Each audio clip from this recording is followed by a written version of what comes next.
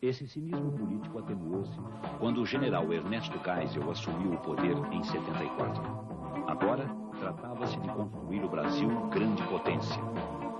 Geisel implantou o segundo Plano Nacional de Desenvolvimento, voltado para reduzir a dependência externa em relação à importação de insumos básicos e bens de capital. Apesar do caráter antidemocrático da execução do projeto de Geisel, num país submetido à repressão política, seus resultados iriam beneficiar o país nos anos 80, através da possibilidade efetiva de substituir importações. Mas a irracionalidade e o custo social e ecológico de muitas das grandes obras realizadas tornou-se evidente em pouco tempo. Foi esse o caso da usina de Tucuruí, na Amazônia, que custou mais de 5 bilhões de dólares. Em 84, quando o reservatório foi alagado, estouraram vários escândalos envolvendo desperdício, corrupção e crimes ecológicos. O pior é que boa parte da energia gerada pela usina é vendida a preços subsidiados para multinacionais de alumínio associadas a empresas brasileiras. Para garantir energia barata e livrar-se da poluição, as multinacionais estimulam a produção de alumínio nos países em desenvolvimento. Foi na área nuclear que o governo Geisel ensaiou um dos seus projetos mais ambiciosos. Em 75, um programa com a Alemanha Ocidental previa a construção de 8 reatores até 1990. Até o final de 89, nenhum deles ficou pronto. Em Angra dos Reis, litoral do estado do Rio de Janeiro, funciona um reator construído fora do programa. E funciona mal, intermitentemente e utilizando apenas uma parte de sua capacidade. O reator de Angra 1, este cilíndrico, custou da ordem de 1,5 bilhão de dólares a 2 bilhões de dólares ao todo. E o Angra 2, que é aquele mais à direita, está num programa com a Alemanha de 7 bilhões de dólares. Por aí você tem uma ideia. E pior, esse programa não gerou nada. Além de Angra 1, não funcionam os demais. Portanto, há 15 anos se gasta dinheiro sem nenhum recurso. Para financiar obras como essas, o Brasil aumentava drasticamente sua dívida. Com a moratória mexicana e a suspensão dos créditos externos, o governo da ditadura agonizante não pôde manter por mais tempo a ficção da ilha de prosperidade num mundo de incertezas. Em janeiro de 83, o Brasil firma sua primeira carta de intenções com o FMI. Nos próximos 6 anos, haverá mais 7 cartas. Nenhuma delas foi cumprida integralmente. Toda a década de 80 é uma resposta em que aparece de novo o Fundo Monetário, que tinha sumido. O Fundo Monetário, que era uma agência decadente, que ninguém dava uma bola, de repente ele organiza os banqueiros, organiza o problema da dívida externa e obriga a América Latina a se ajustar. Ajustar quer dizer fazer recessão, fazer desemprego, quebrar o setor público, parar os investimentos em infraestrutura, arrochar os salários. É isso que quer dizer o ajuste de 1980 até hoje.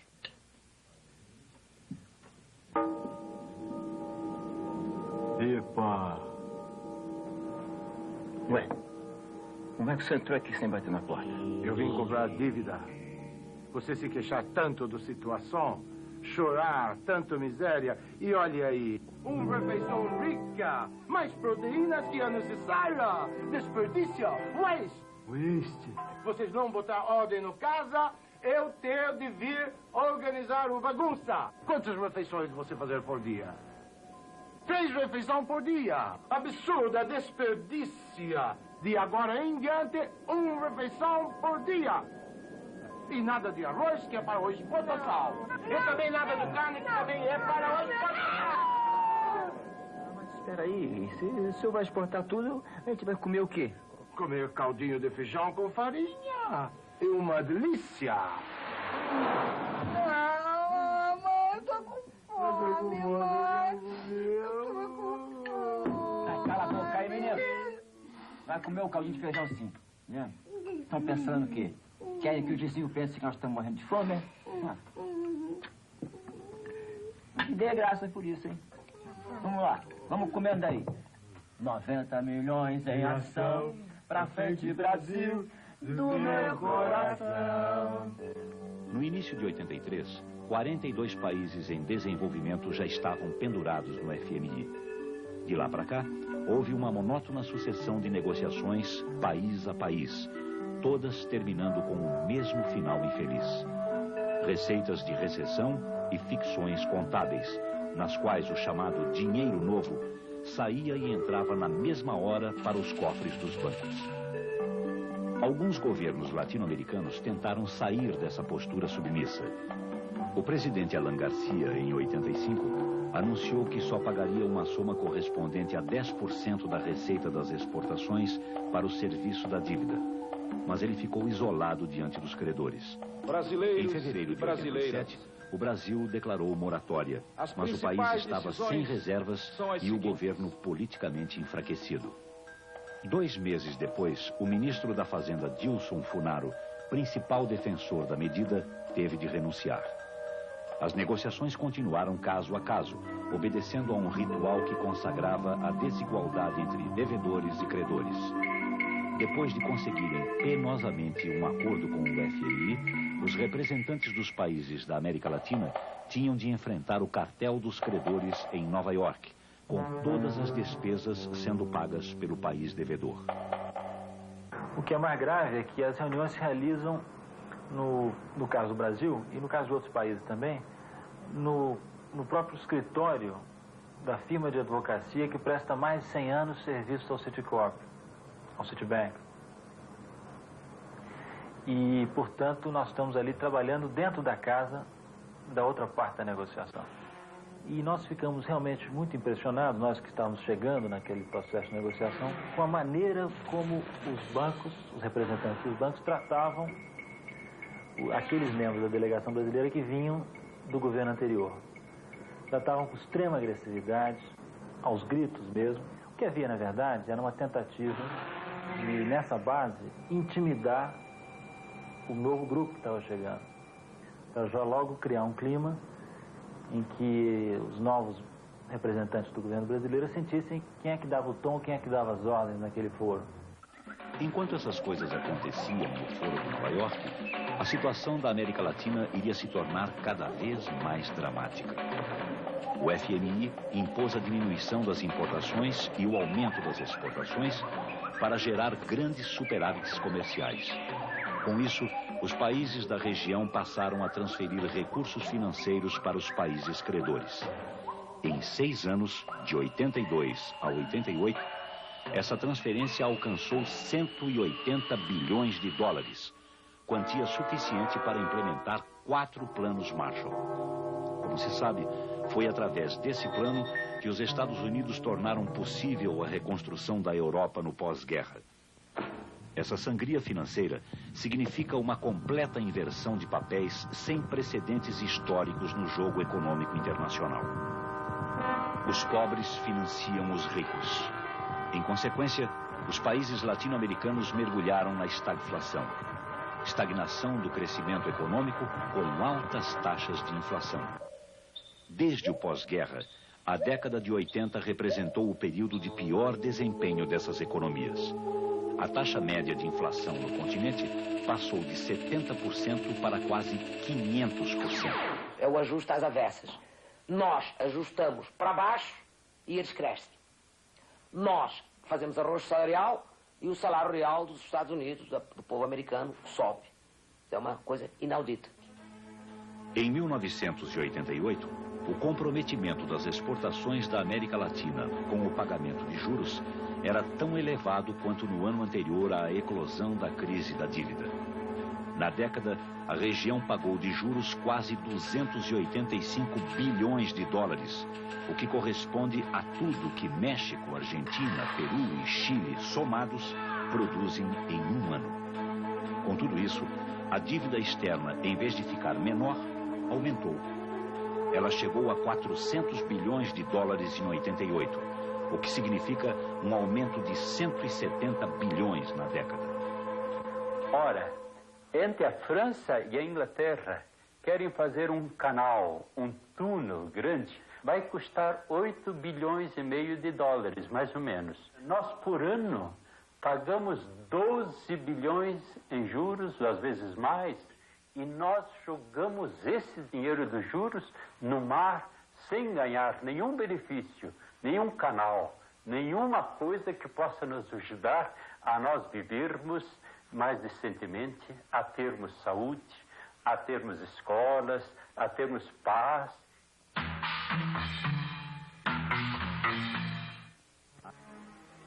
Nova Iguaçu, área metropolitana do Rio de Janeiro, Brasil.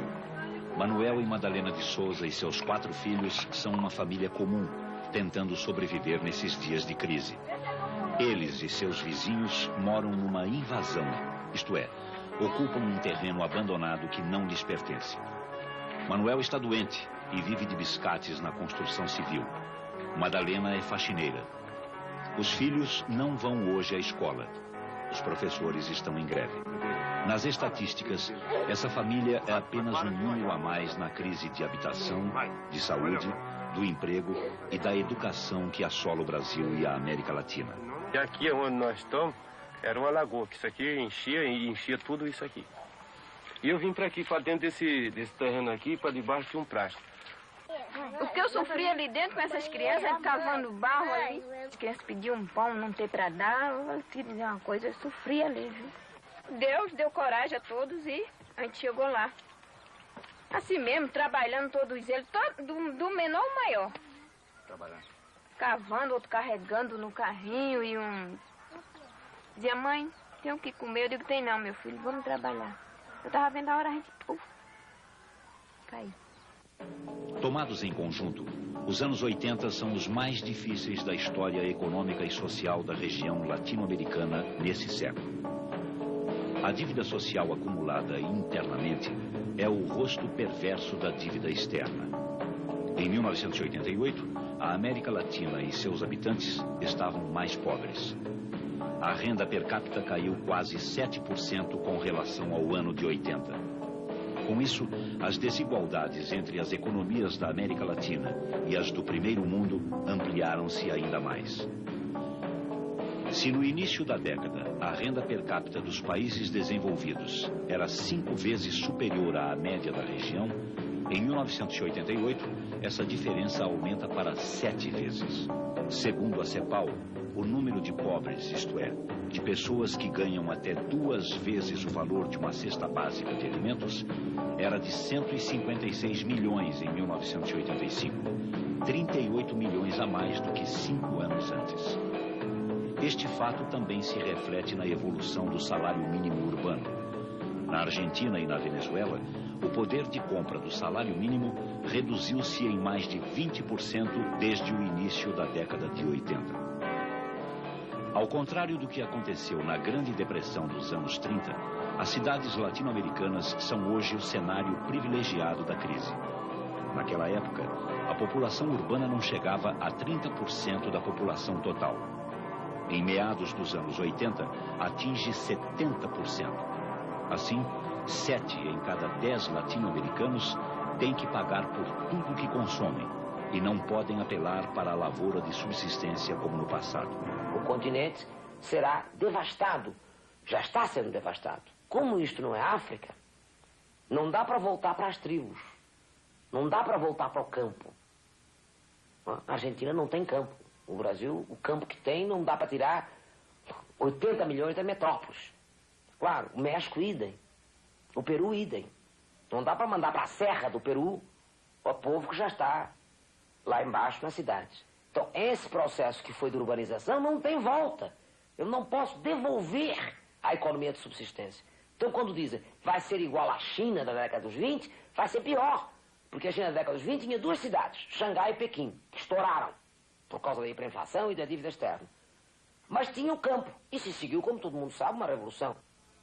No início da década, apenas 3 países apresentaram taxas de desemprego urbano superiores a 10%. A partir de 83, são 8 países com o recorde detido pelo Chile. Cerca de 19% em meados do período.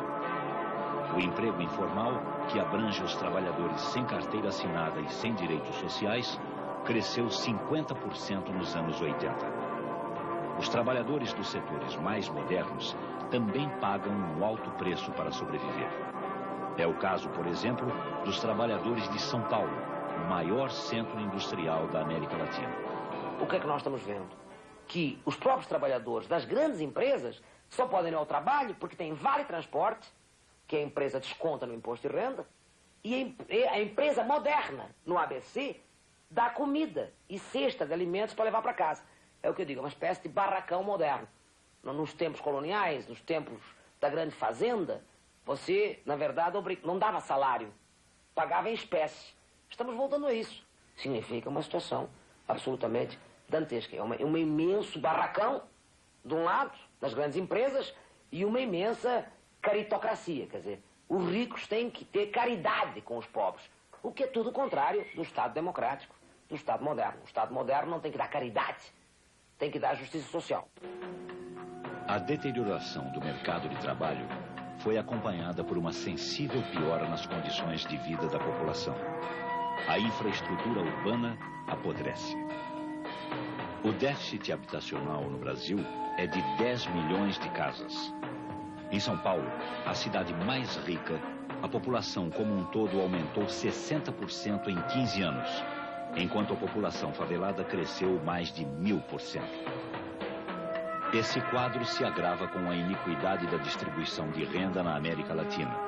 Nesse aspecto, o Brasil, oitava economia do mundo capitalista, quarto maior exportador mundial de alimentos, é um verdadeiro campeão ao lado do Peru.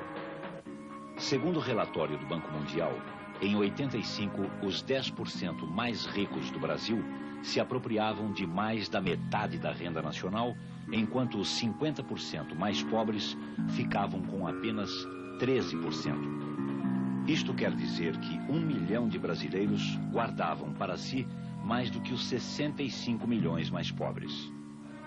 No setor da alimentação, Argentina, Venezuela e Chile registraram entre 81 e 86 uma redução do consumo de calorias per capita. Na Venezuela, esse consumo era de 2.490, 1.000 calorias a menos do que na Espanha. No Brasil, segundo a FAO, 86 milhões de pessoas, ou seja, mais da metade da população, alimenta-se com menos do que o considerado mínimo vital. Tudo isso vai explodir na área da saúde. Nós ainda estamos convivendo hoje com as chamadas doenças da miséria, ligadas ao subdesenvolvimento, e quase que doenças do princípio do século. Então, hoje nós estamos aí com 5 milhões de chagásicos, quer dizer, mais de 10 milhões de pessoas que têm xistosomose. Tem uma estimativa que no próximo ano nós vamos ter 1 milhão de casos de malária. É um caso novo de hanseníase a cada 30 minutos. E uma mortalidade infantil extremamente alta. E se você chega no México, aí está a mesma coisa. Eu estive em vários povos aí, em Chiapas, em comunidades indígenas, e é uma vergonha internacional, já não é uma vergonha nacional. Você chega no Peru, é um desespero gritante. Em 88, no Brasil, de cada 1.000 crianças nascidas vivas, 63 morriam antes de completar 1 ano. Na Argentina, 32. No México, 47. No Peru, 88. Na Bolívia, 110. Isso quer dizer que no Brasil, o país mais poderoso da América Latina, a taxa de mortalidade infantil é mais de 6 vezes superior à taxa de países da Europa como a Espanha e a Itália. Na área da educação, o quadro geral no Brasil é desastroso. Na população estudantil de mais de 10 anos de idade, em cada 100 crianças, apenas 24 conseguem terminar o primeiro grau, o índice mais baixo desde 81. 19 crianças em cada 100 sequer chegam ao segundo ano. A taxa de analfabetismo é de 18,5%, ou seja, 20 milhões de brasileiros são analfabetos. No Brasil, 45 milhões de crianças e adolescentes são subnutridos. Segundo dados oficiais, em cada 10 menores brasileiros, 6 são carentes e 1 é abandonado. A maioria deles vive nas ruas das grandes cidades. Eu tenho a plena convicção de que, em lo que llevamos de siglo, não ha habido uma sola guerra en el mundo más mortífera que la deuda externa. ¿Quién sabe si la deuda externa que América Latina y el tercer mundo está viviendo no será la mayor guerra que haya vivido la humanidad en toda su historia. No podemos olvidar que las consecuencias de la deuda externa se van perpetuando a través de las generaciones. La deuda externa está en los genes. Los niños que nacerán mañana ya vienen cargando en sí esta lacra, esta marca mortal de la deuda externa. Em termos de desenvolvimento econômico e social, os anos 80 ficarão na história da América Latina como a década perdida. Além de protestos populares por toda parte, houve momentos em que a insatisfação social explodiu. Brasil 1983. Passeata de desempregados em São Paulo termina em saques e depredações envolvendo milhares de pessoas. República Dominicana 1984. 4 dias de violência, 50 mortos, milhares de detidos e enormes prejuízos. Venezuela 1989. O presidente Carlos Andrés Pérez toma posse e decreta um programa de ajuste recessivo. A violência explode nas ruas de Caracas. É o Caracazo. La explosión social en Venezuela puede producirse en cualquier otro país de América Latina o del tercer mundo, con las graves consecuencias sociales, la pérdida de vidas humanas, donde en Venezuela murieron más de 500 personas, es una deuda que se ha teñido con la sangre de nuestros pueblos.